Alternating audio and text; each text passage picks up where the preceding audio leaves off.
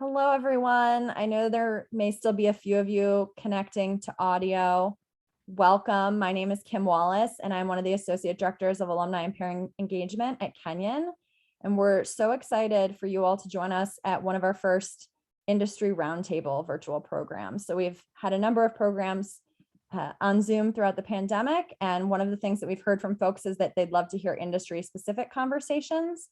So we've invited a number of alumni to be conversation leaders today. And so I will go ahead and let them each introduce themselves, and they will be sharing with you their name, their class year, their current institution and role. And then they'll also be answering what is one thing that they're working on right now that keeps them excited about being a leader in higher education. So I will start off with Adam Sapp. Thank you, Kim, and thanks to the Alumni Office for hosting this roundtable. I think all four of us were talking beforehand. We're excited that you're all in the room, and we're excited that you're all here to have this conversation today. My name is Adam Sapp, 2002 Kenyon alum. My Rob O'Dean signed diploma is right behind me, and I'm very happy about that. I am the current Assistant Vice President and Director of Admission at Pomona College in Claremont, California. And something that I was thinking about in the last week in particular is I'm working right now a lot on projects related to community college transfer and military veterans in higher education. And I've been doing that for the last few years with sort of increasingly spending a lot of my time on that. And I do run a lot of big projects in the office. This is one of the smaller sort of personal passion projects I have that makes me really, really excited to think about the ways in which pipelines for students we don't often sort of think about in the national conversation around college access, we can have a real impact on the lives. Our transfer students, our military veterans, our military affiliated folks, they need our help and our guidance as well. And it's great to see them in college and succeeding. And I'll popcorn it to Adrian. Thanks. It's nice to see so many folks today. I'm seeing a lot of Kenyon pride. So I'm very excited to spend some time with y'all. I'm Adrian Amorodi, class of 2009. I currently serve as the Vice President for Strategic Enrollment and Communications at Queen's University in Charlotte, North Carolina. And something that really excites me about continuing in higher ed, especially at the institution that I'm at right now, is the relationship between institution and place and space. And so especially as we are moving into this phase of the pandemic and hopefully emerging into something really different, our collaboration with the city of Charlotte being within the city limits and figuring out how we kind of have a reciprocal relationship. Charlotte has grown tremendously and is looking for, there's a huge talent gap in the city. And so I was really calling upon institutions of higher education in and around Charlotte to fill these talent gaps, so much that different companies and organizations are looking for ways to creatively support students beyond internship and mentorship programs. So I think it's really neat, especially after spending so many years on the Hill, sort of separate from a lot of things, to be in the thick of a growing city and figuring out what our role is as an institution for higher learning. I will pass it over to Anna. Thanks, Adrian. My name is Anna Welton, and I am currently in Asheville, North Carolina, so right down the road from Adrian and Charlotte. I work at Warren Wilson College, and my role is Associate Dean of Community and Global Engagement. So this is a fairly new role for me. I was always in charge of global engagement. I actually worked in the study abroad office at Kenyon as a student, and Mar and OSIC raised me right. So here I am now. One thing I'm really excited about, this new position that I have, I'm newly overseeing community engagement as well, which is a really big commitment at Warren Wilson. It's part of our requirement. There's sort of 4 tiers of requirements for every single student at Warren Wilson to do progressively deep community engagement experiences during their 4 years. And it's been really energizing for me to get into this work, particularly as we come out of the pandemic.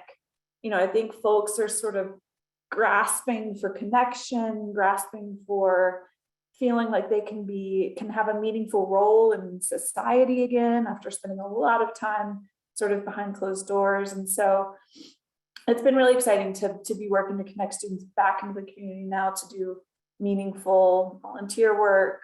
We do a lot of service learning courses. So that has been really rewarding.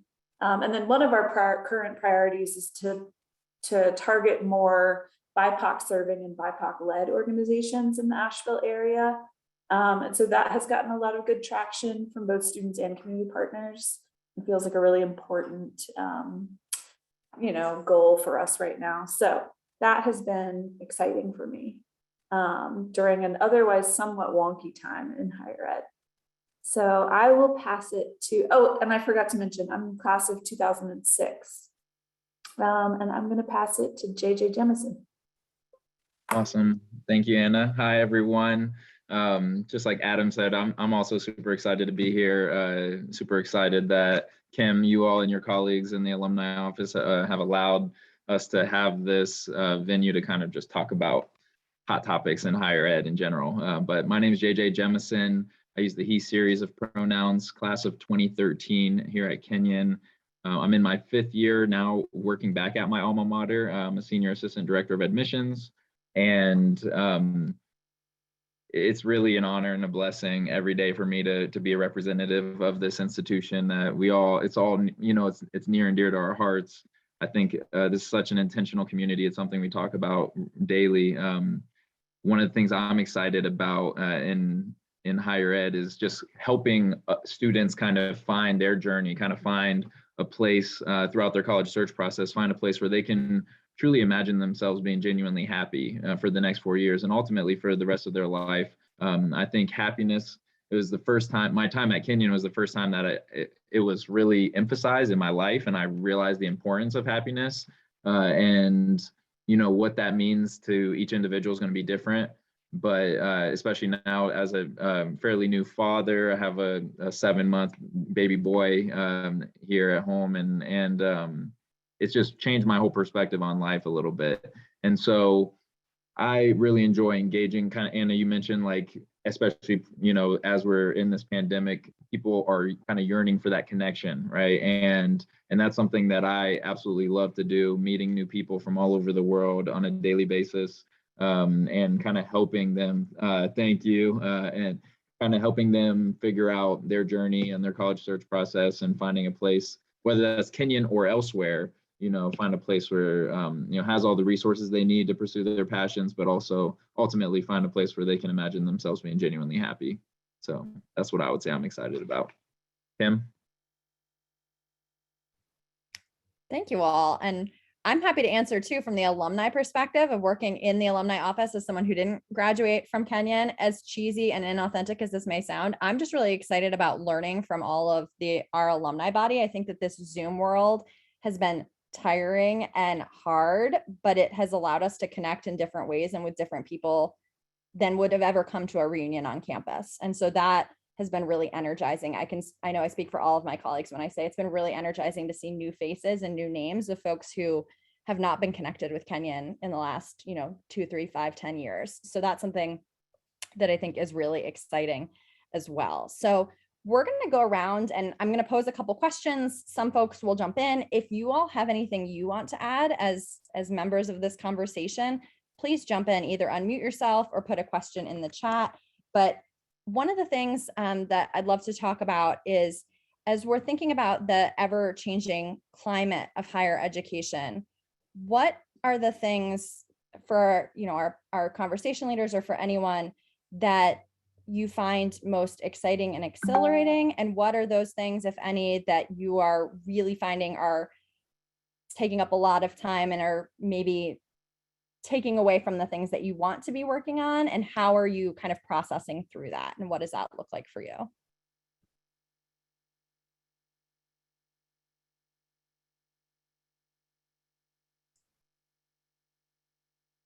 I'll go if if no one else will. I'm Stephen Scott. I'm Assistant Dean of Students in the college at the University of Chicago. I'm also Director of our Office of College Community Standards. where in natural language, that's I'm the disciplinarian. In class of 99. I think for us as a residential college, what has been most exciting and exhilarating, and I think also the frustrations, have been this transition back to in-person learning and the expectation that we integrate some of our experience during COVID into the day-to-day residential experience. And some of that is students wanting a remote learning experience, wanting to be able to study away from campus in non-traditional ways for a residential college. There's always study abroad, but that has been the real challenge, I think, for us as an institution that very strongly believes in the in-person liberal arts experience, and any kind of remote learning arrangement on a permanent basis, especially, is a particularly prickly subject. Students want it, and of course, from like a philosophical perspective, we don't really want it, at least not in the undergrad college. So that's been an interesting conversation, and it'll continue to develop.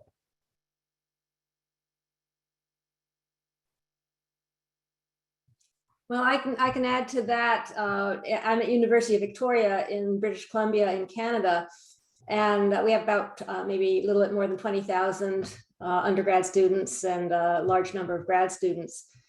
And yes, a lot of the students want to continue to have access to online. And what I'm finding is that it's a moment when the institution is also wanting to decolonize and also needs to respond to the fact that students now have access to so much information on the internet, and the role of the instructor is fundamentally changing, because we no longer are the gatekeepers providing access to information to the students. We're more curators trying to help them learn how to navigate information on the internet and engage with it critically. And it's a very, very different type of relationship. And I'm realizing that to meet the goals of EDI, to some extent, the balance of time that students spend face-to-face with an instructor compared to listening to diverse voices on the internet and diverse perspectives on the internet that weren't available before and are now, that balance may be shifting somewhat. And it may be important to be able to say, okay, we'll meet in class half as much time as we used to. And when we do, we'll be discussing these resources that you've been reading on the internet. And that makes a lot more sense than me looking at those resources and then standing in front of you in a classroom summarizing them for you. So there's that issue. And then there's the additional issue that we can't yet have as many voices represented on the regular faculty as we want to. And hiring sessionals is not a substitute for that, but until we are able to have diverse perspectives, then it makes sense to be able to tap into the world and be able to hire sessionals to teach courses regardless of where they are, and not require that they physically be located in Victoria for one term to do it. So there are those competing issues, and I'm dealing with a situation where I'm trying to get those perspectives into the conversation, where the conversation is very, very solidly right now, unless we're talking about international students who of course pay higher tuition. No, it's all going to be face-to-face. So yeah, it's complicated dynamics, but I do think that EDI and the change that the internet has presented in students' relationship with knowledge factors in.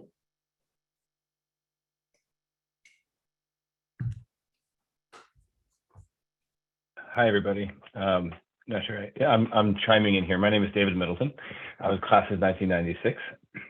I was the AVP for Finance and Technology at Seton Hall University for 12 years prior to joining Microsoft, where I am the worldwide education industry architect, and I've been working with universities around the world. I came to Microsoft because of my passion for education that, as JJ Spott was kind of inspired by my time at Kenyon. And I'm really excited to be a part of this and to hear this. I've been working with universities like Florida State, University of Arkansas, Leeds in the UK. And what I'm seeing is what I'm hearing, right? Like this recognition that, the IT teams at almost every higher ed institution for years was always saying, it's coming, it's coming, it's coming, right? We have to transition. We can't be the sage on the stage anymore. We have to be the guide on the side, right? All of those things. And, higher education, the wheels of which grind extremely slowly, right? I mean, it's a legacy organization built on antiquated models that have kind of blended into our natural modern life. And I think the point that Victoria was just making is like, there's a recognition about this shift, and yet a lack of clarity among many leaders in higher education who have come up, right, in this kind of legacy model. And, what I've been working on a lot is this kind of recognition of this North Star change and this groundswell of support, right? And how do you foster that within an institution so that you can actually transform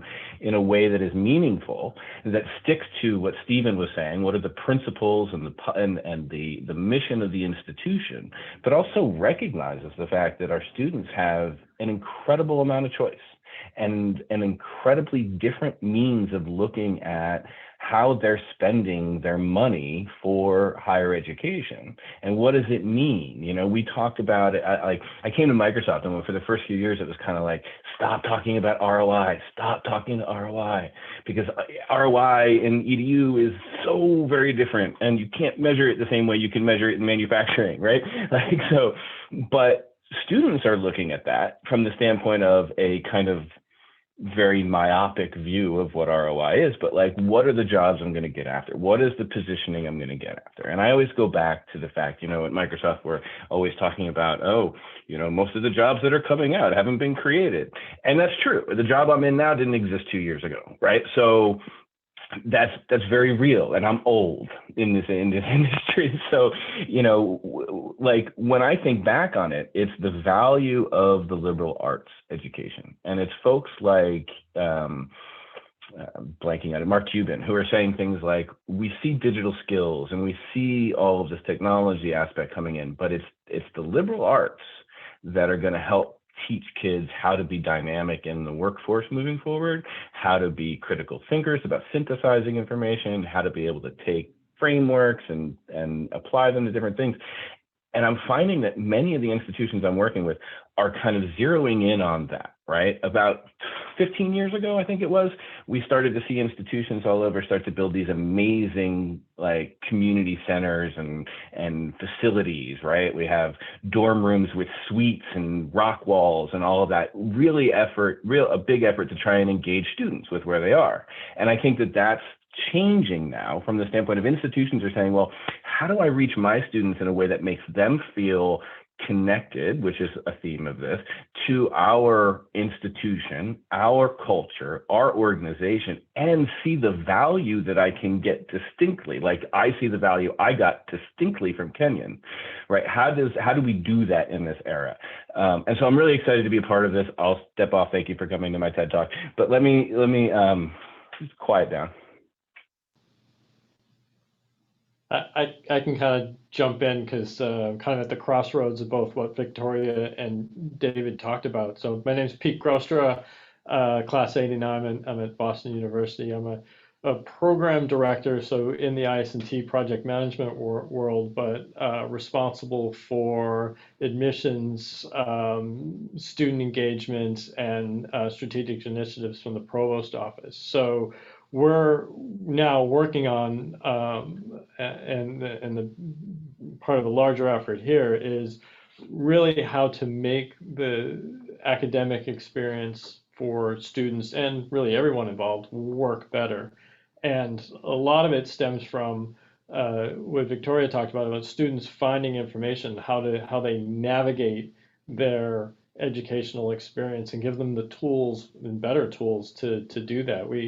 we kind of use an analogy here that, BU's built all this great stuff over the years, like many institutions, but students can't always find it. It's like a treasure hunt. It's like they have to get a map and find things and talk to people to be able to, locate what they're looking for. So a lot of what we've got a big student engagement initiative where we're trying to, through the use of both technology, but looking at lots of different ways to have engagement be different to help students navigate their experience better. And then hopefully if they navigate it better, they're going to realize the value a lot more as well. So that's some of the stuff we're working on here. Yeah, I would agree with that. I mean, I think there is this tension between or perhaps this assumption that somehow volume is king. And I don't really agree with that. I don't think just because you're big, you're good. I think you have to live at the intersection of volume and quality. And there is still a lot of sort of slow moving parts of higher ed that are sort of resistant to give quality points to certain kinds of online engagement, virtual engagement around sort of what counts as information. We are sort of awash in a sea of information, but doesn't necessarily mean there's more knowledge happening here. So I think we have to kind of think about that tension a little bit. And I think universities and higher ed can be a way to sort of point folks in the right direction when it comes to what that might look like in the form of credentialing. But there is a kind of entrepreneurial moment happening in higher ed. I think we can all agree on that. Right. Yeah. Big is definitely not better. We struggle with that a lot. So it's how to actually show relevance to students and context. Y'all, my name is Chris Myers. I'm the Dean of Students at Vanderbilt Law School. So I'm in a little bit of a different place, but more importantly, I'm Adam Sapp's longtime roommate and treasured all the time we spent together and getting to see him again. Look, so Vanderbilt's an interesting institution because in the middle of this, we've actually doubled down on residential education. We're building more high quality residences with faculty living inside and kind of doubling down on that as who we are. And we have actually banned across campus, not just at the law school, any zooming into any classes anywhere, and almost all remote teaching. Now, what I will say is I think that for Vanderbilt and for how that kind of melds into our identity and what we have to offer, that actually works really, really well. I think that what we're going to see, as so many of you are pointing out, is the opportunities that are going to exist around the world, right? Whether you get into what is credentialing, what is information sharing, what's the value that we're getting out of all of this? Sure, like if you're a law school and you need people to sit for a bar exam and check off 8 pieces, assuming we still have a bar exam, we'll see what happens. That's one thing. But if you're a school that has the ability to pivot and has the ability to reach people that you could never reach before. I mean, this is the time, right? I mean, I think we're going to see absolutely just astronomically different forms of education coming to the market. And I think that that's fantastic. We're going to be meeting different market needs across the spectrum. Yeah, I couldn't agree with you more, Chris, about meeting different needs. And I think over the years, colleges and universities have converged upon sameness and rhetoric.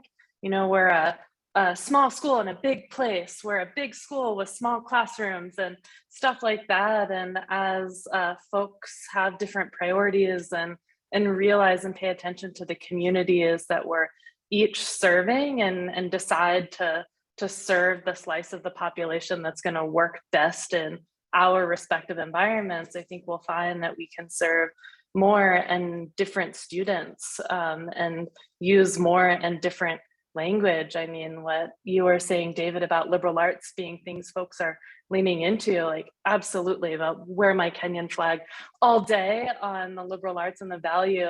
And also with the students I'm talking to who increasingly have less familiarity with college, who increasingly will start to prickle up when they just hear the beginning of the word liberal.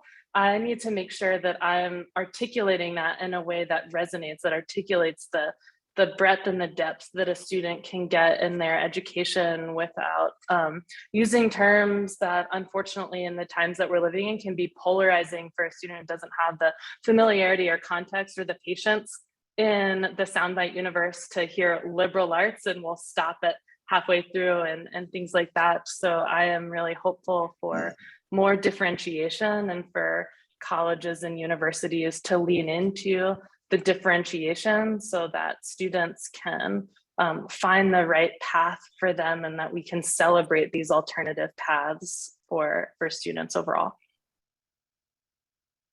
Professor here, old professor actually. I'm in the class of 78 and teaching at a strange institution, William and Mary. Strange because it's Kenyon-like in its devotion to the liberal arts, but we have almost 6,500 undergraduates, so there's a size differential. I taught fully online Zoom classes for an entire year, and so maybe I have a different perspective on that. I had a fabulous time teaching in that method. And yet I full well recognize that my institution and most of the students who attend it, it's a particular kind of institution, highly selective research university, but with a strong liberal arts core. Most of our students don't want it. And the institution will not, was it somebody at Vanderbilt, was it Chris? Pointing out that the institution has doubled down on not permitting these sorts of zooming in. For an institution to try to offer multiple modes for everybody adds cost without changing quality very much. What we have found is that for students, certain circumstances, the Zoom experience works perfectly. I had a class that spanned the Pacific and the Atlantic Ocean simultaneously. That was not so good for many of the students, but it was absolutely impossible without this medium. We are not going back. We are moving into this world. But one of the things that I'm hearing from a lot of you is that institutions differ, students' needs differ, and we ought to be very cautious about generalizing about things like this legacy institution, which I think has real legs going into the future. These modes will expand opportunity tremendously, but they won't necessarily fully change the higher education industry. They will hit parts of it more strongly. They will hit other parts of it, like where I teach, much more lightly. And we should be very wary about over generalizing what technological change will bring to us. It's a huge sea of knowledge out there, but the average 18-year-old still needs expert guidance. And the expert guidance that comes from a 15-person class is the gold standard for places like Kenyon. It's also the gold standard for places like where I teach. Can I just jump in on that? Because I think what's really interesting about what you just said, David, is it goes to something that I've held firmly for many years, right? Institutions of higher education are supposed to be the purveyors and creators of knowledge. And yet nearly every institution I've worked with is hesitant to explore its failures or celebrate its failures, right? And I think, to your point, right, there is an opportunity to show the uniqueness among institutional values, institutional strengths, and student strengths by institutions being willing to say, you know what, in this class type, in this sphere, in this field, this didn't work so well. And here's why. And that's okay, right? It's okay for an institution to be like, we tried this technological solution and it failed miserably. Let's learn from that. Because to me, I think that's an important avenue for the industry. Like you said, it's not going anywhere. It's a matter of how it can effectively navigate these new expectations and new media and new formats. So sorry, I don't mean to, but I just wanted to say, like, institutions should be comfortable failing, but they're not.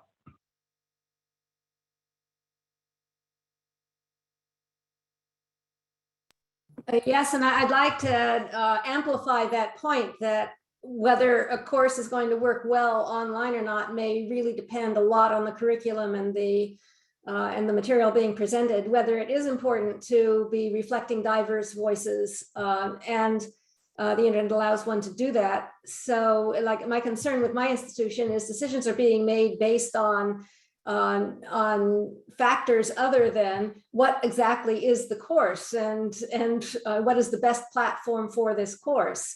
And instead it's overgeneralizing and putting quotas on how many courses can be online without any type of reference to whether there's a really good pedagogical reason to have them hybrid or online. So I really want to amplify that point, that different disciplines and even different courses within a single discipline may have very, very different needs in relation to the benefits and costs of being offered remotely.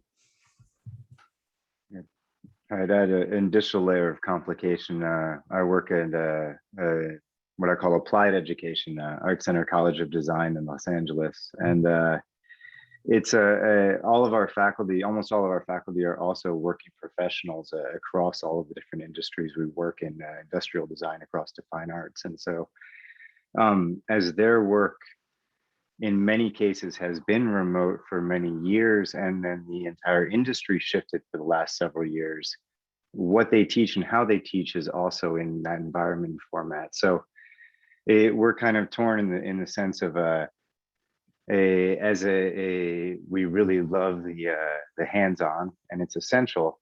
And a lot of what we do is in a studio environment where it's applied to the industry, and the work the students do as they become professionals is and will be more and more so, I think, in this multimodal format.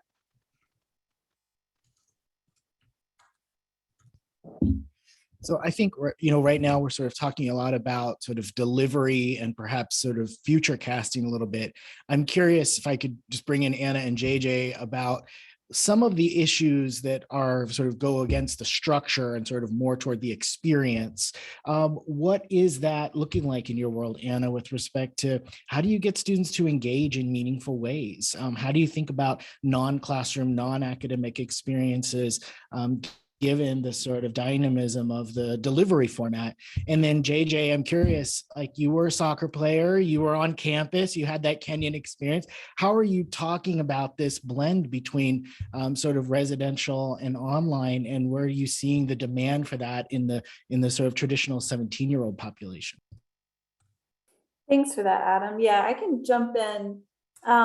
Sort of similar to what Chris at Vanderbilt was saying. Warren Wilson has really doubled down on our residential in-person model as we emerge from the pandemic. So no online formats offered anymore.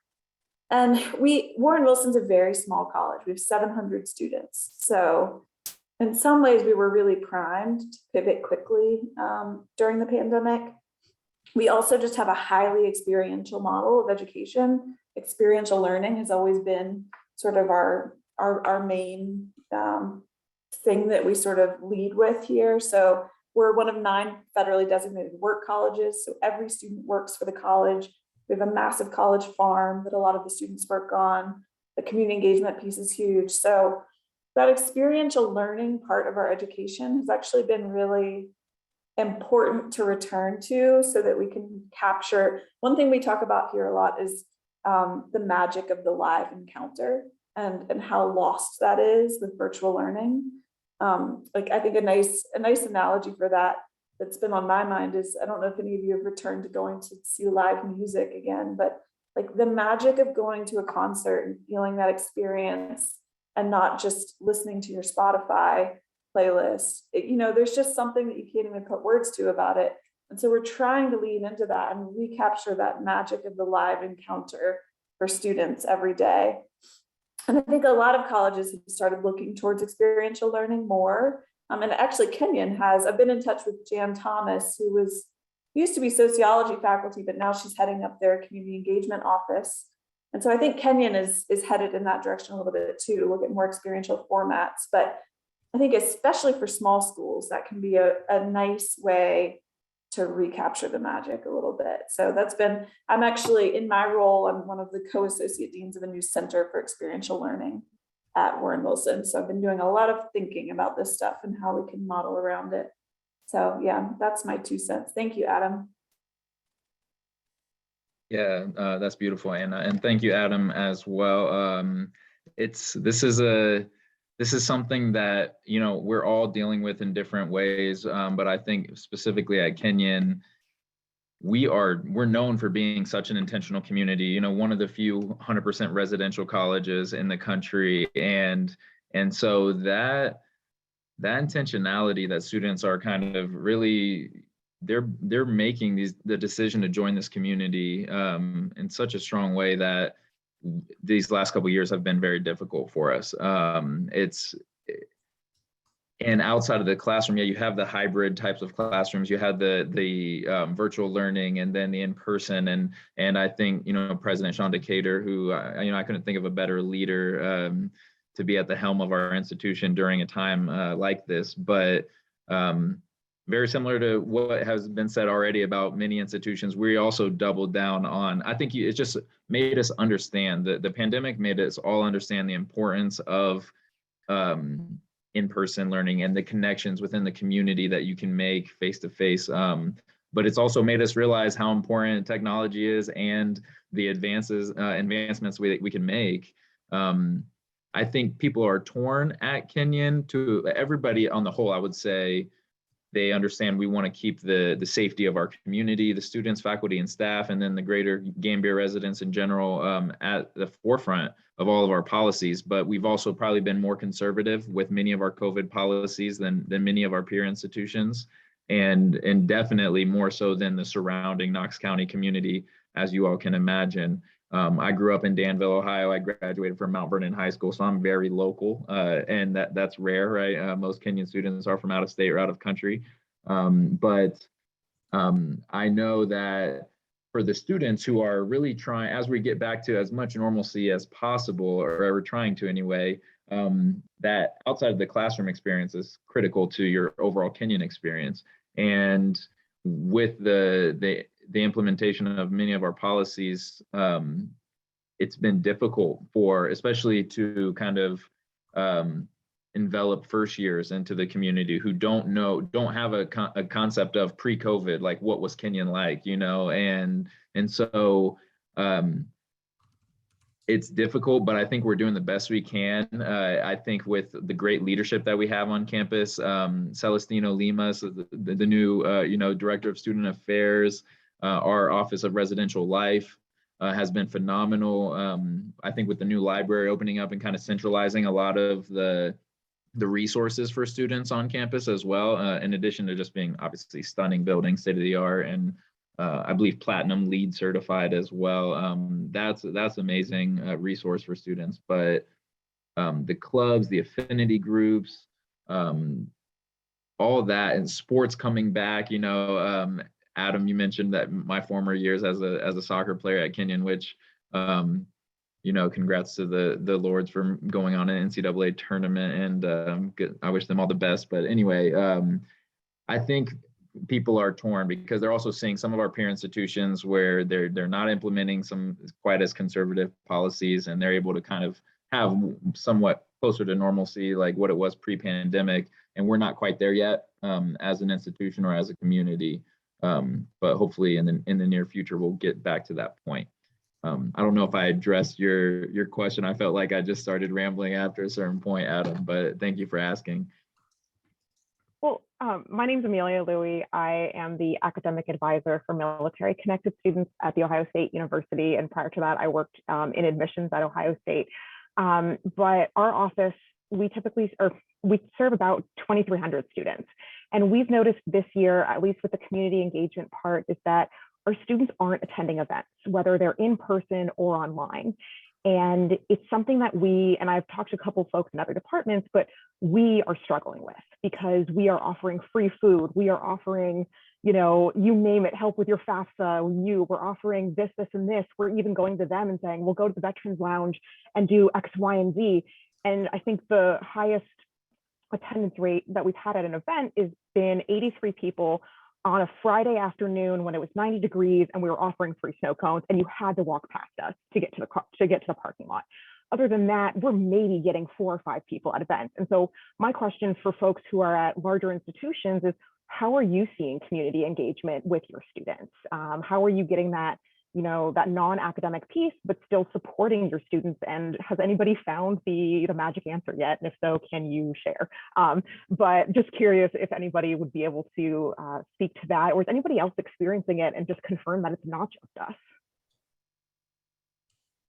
I'd love to jump in and answer that question. My name is Margaret Rogers, class of 2011, and I work at the University of New Hampshire.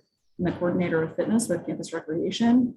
So we have all sorts of levels of student engagement. And one thing that we've noticed has been the difference of connection within programs and the level of commitment among programs. So for example, our intramural program, very casual, but you have to have like a 3-week commitment.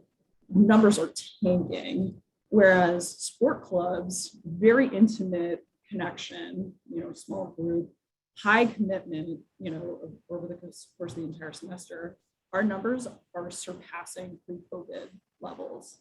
And then fitness classes, little commitment, some level of connection, our numbers are also doing really well. So it seems like, at least our students here at UNH, it's either like they're all in full commitment or no commitment whatsoever. And those kind of like drop-in events, we're experiencing something very similar, that unless we take advantage of a space that they're already in, they're not going to voluntarily come. And we're hearing from our students who work in the building that they're just being asked to do so much and their bandwidth is so little. And just engaging in the community is just that much harder after the trauma of COVID. So that's what we're seeing at UNH. I'll step in too. So Melissa Koenig, class of 88. I'm at DePaul University in Chicago. I'm actually in instructional technology, but I teach a freshman course. And every year for the freshmen, we do, there's an involvement fair and there's a variety of activities for new freshmen. And we drag the freshmen there, right? Like they have to go there for an assignment. It's like a death march. They don't want to be there. I don't know what happened, but this year, like we're having the opposite problem. Like every event that happened on campus, on our main campus, we have a campus that's downtown in Chicago, which is pretty dead all the time anyway, but our residential or, more residential campus, like people ran out of stuff, right? Like they were having to go get like whatever they could find in their offices to give out. The events that were happening, they expect 20 people to show up for a movie and 150 showed up, right? So the students are desperate. And these are like primary, first and second year students. They're desperate for connection. They're desperate for real campus experiences. I don't know what will happen once the weather turns bad and whether we can continue that movement, but it's really interesting that like none of our campus intramural, nobody was prepared for sort of the like eagerness of people to participate and be around other people. So sort of the opposite experience where like post-COVID, we have to figure out how we capitalize on that and keep it going. So. I want to echo Melissa here a little bit. I'm Kevin Krupp, and I'm the Vice President for Enrollment Management, Marketing, and Communications at Drury University in Springfield, Missouri. And we're seeing student attendance at athletic events, other kind of campus activities, just really blossoming this year. And I think it's a return to the relational aspects of the college experience, right? When we moved online and did those kinds of things, it became a transactional experience. And it's like, how do we just inculcate students here a little bit and ensure they get that education part of this? But students came back this year with a vengeance of wanting those experiences, wanting those relationships that happen when you have events and you put, 200, 400, 600 people in close proximity. And it's kind of been exciting and invigorating as a reminder of kind of why I got into higher education and to help people find that right place, the place where they fit in, to find that ethos, to find that culture where they can thrive. But so Melissa, we're like you, seeing big increases. Yeah, and I think some of that, one of the things we haven't talked about, and as we are thinking about time here, I do want to make sure that we talk about this, which is who's missing in these spaces and perhaps why. And we know the pandemic has accelerated inequities in all sorts of parts of society, but higher education has not been absent from this conversation, and I want to make sure we talk about it. There is a lot of work yet to be done to close the gaps, particularly for students from marginalized backgrounds and historically excluded backgrounds in higher education, as well as first generation students and low income students. Pomona is engaged in a silent phase of a campaign, but we have started to push out some of our work around strategic vision and forecasting for the future. And 2 of the 4 pillars we're going to work with are equity and inclusion related. One is on student flourishing and creating inclusive communities, and another is on providing access to more students from backgrounds that we have historically maybe not paid as much attention to, for example, transfer and veterans, and moving forward on international student financial aid, which is another critical issue for a lot of institutions. This could take so many forms, but I do want to recognize we're all leaders in higher ed, and we also need to make space for diverse voices at the top, friends. We've got to do what we can to support those folks who are in leadership roles and aspiring to be in leadership roles, as we think about who our staffs are, what our hiring looks like, what our support in our particular offices and our institutions looks like. Inclusion is a staff and faculty issue as much as it is a student issue, and issues of belonging are just as central to this group of young leaders or leaders that are in this field that we're all trying to move forward. So I think one of the things that's important to me as an out gay man is that I've been in this space where I haven't been able to be who I am, and now I'm married and I'm happily who I am, and I feel like I can bring my full self to work, and I recognize that's a privilege and not everybody is still there, but we've come far, but we have further to go, and I'd love to sort of hear others as they are thinking about that or wrestling with that. Anyone want to jump in? Yeah, I'll jump in just to add in the inclusion area. One of the experiences we've had at UVic is that students with disabilities, many of them found that they were able to flourish in the online context in ways that they had not before. And in fact, the Student Society has launched a really serious campaign to try to retain some of those gains. And so I'd add to that really important conversation about inclusion, the complicating factor that it also involves students who are seeking ways to be included in the community and at the same time face some barriers in doing it face to face. And one alternative is to say, well, then go to a different institution. I'm not sure that's best for anybody. So I'll toss that in as well, that inclusion, as I know Adam was signaling, represents a really diverse group of potential contributors. Victoria, that's a great point. Sorry, go ahead. It's cool. I'm glad everyone's participating. This is exciting.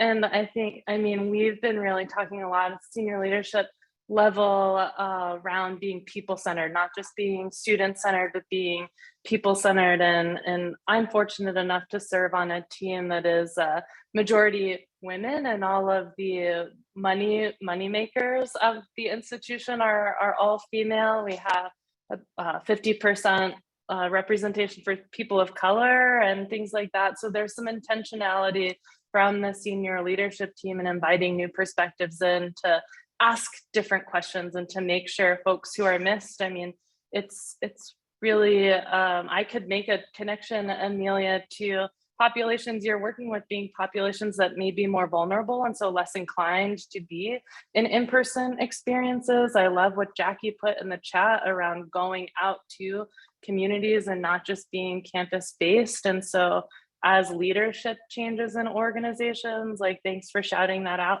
Adam, I think we can ask different questions from one another and from what our students and employees are looking at and seeing and witnessing, because there is certainly a great resignation that is happening, not just within higher education, but all over the place as people better define their own values. And if we're not listening to more representative groups and figuring out our own values, we're going to have even bigger problems to solve than whether this should be online or in person or both or in between. That's a great point, Adrian. Speaking to what Victoria was saying before too, one of the things that we found in the last year, and we were mostly in person throughout all this, but there were a significant number of students who were off campus. The number of mental health issues and the challenges faced by underrepresented students who were fully remote were very significant, and trying to support them in that environment. We noticed that many fell further behind because they didn't have support systems that were just naturally in place, right? When you've got students who are running off taking their classes from the lake house, in a perfectly quiet environment, as opposed to students who are being forced, who are in a cramped one-bedroom apartment trying to knock all this stuff out. Trying to find equity there was challenging, but also trying to track those students, which so much of I think is relational, and making sure that they feel included and supported was a huge challenge for us. And then also trying to provide those students with appropriate support resources across state lines. I do think that there's a huge case to be made for in-person education for exactly those reasons, right? An inclusive, supportive residential education that is built around providing extra support, extra opportunities, and really a relational, community-based environment that can lift those students up.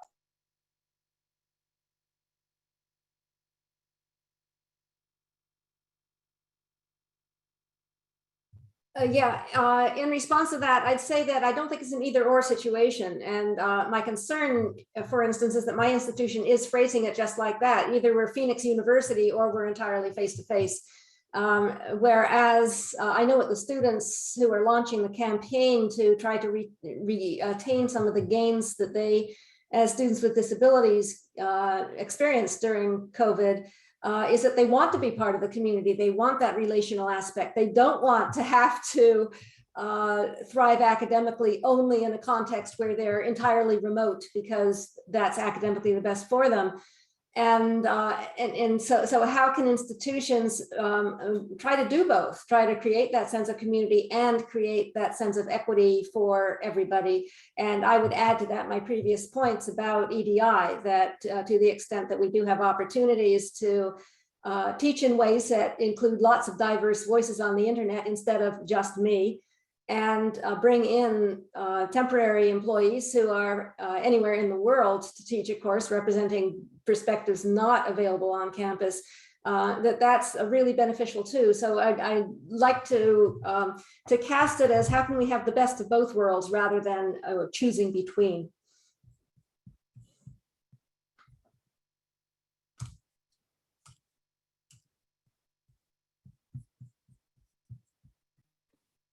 So at DePaul, we're primarily commuter campus and a lot of first generation students.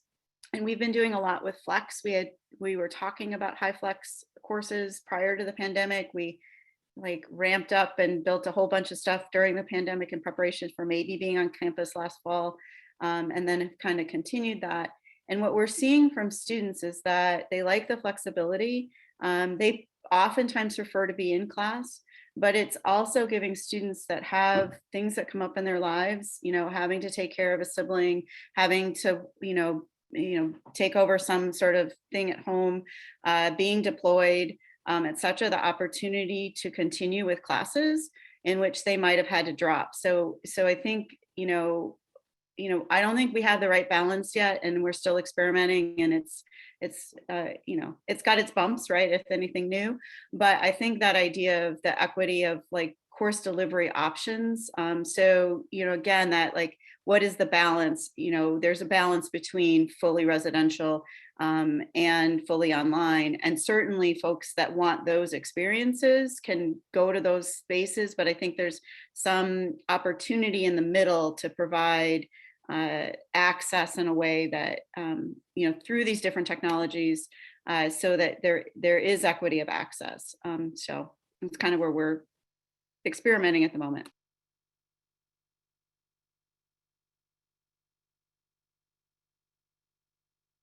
You know, there's a ton of things that my mind is percolating. So I want to say thank you very much for organizing this. Like, I often feel like I'm on an island by myself, and having Kenyon names and passion in the same space really warms the cockles of my heart.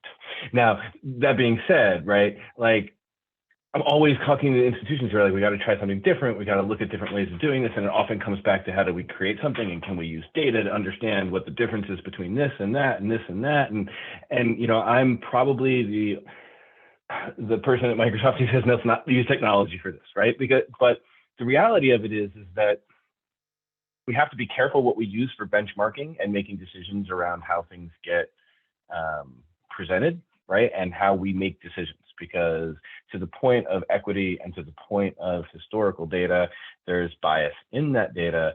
So it's super important. And this goes to a point I was making earlier around institutions' willingness to try and not succeed, right? Like, to be able to say, we have to look at our data around which courses, which students, and this is, I think it was David mentioned earlier about the variables between students, between programs, between faculty, between residential, between college and institutional standard.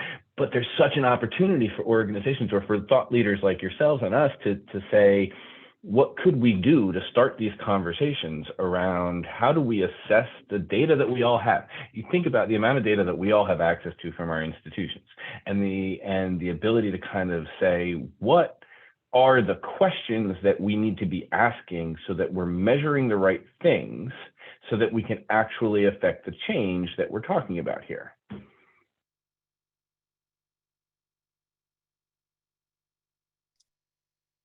think that what are the questions we're asking is a really important point as we think about data. Oftentimes we prioritize data as truth, and there's a lot of bias in what variables we're collecting and what questions we're asking. So I'm so glad you brought that up, David. Like, it's pervasive. So if we have all of this information, just like we're asking which people are missing, I think we should be asking ourselves what information is missing and what questions are we not asking, or are we asking questions in such a way that we're leading ourselves to a conclusion we don't want, even though the data is saying that.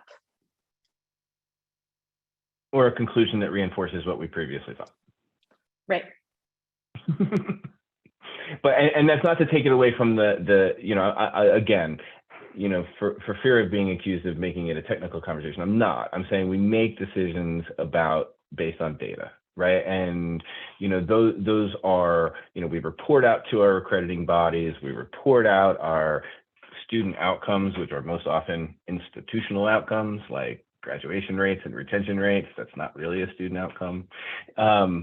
So, you know, when we're looking at the data as a function of an institutional and a function of an evolution in the new world, right? I think those are just key things to keep in mind.